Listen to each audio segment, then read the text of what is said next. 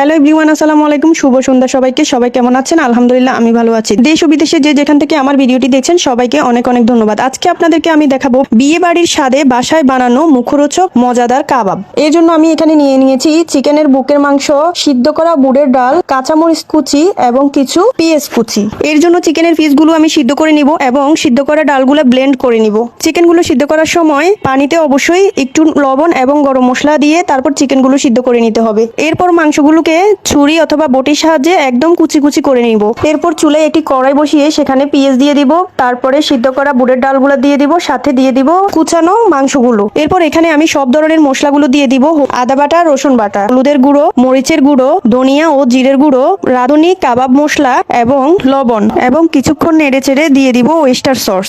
এরপর এগুলোকে নেড়ে চেড়ে ভালো করে কষিয়ে নামানোর আগে থেকে কেটে রাখা কিছু কাঁচামরিচ কুচি দিয়ে দিব। এবার দেখতে পাচ্ছেন কড়াই থেকে আমি সুন্দর করে সবগুলোকে একটা বাটিতে নিয়ে নিয়েছি। তারপর হাতে একটু তেল মেখে ছোট ছোট করে সুন্দর করে একটা শেপ দিয়ে ডিমের মধ্যে চুপ দিয়ে নিয়ে নিয়েছি। এরপর কড়াইতে তেল দিয়ে দিলাম। তেলগুলো গরম হয়ে আসলে একে একে সবগুলো দিয়ে দিলাম। হালকা লাল লাল হয়ে আসলে এপিট ওপিট করে নামিয়ে নিলাম। তৈরি হয়ে গেল আমার মজাদার কাবাব।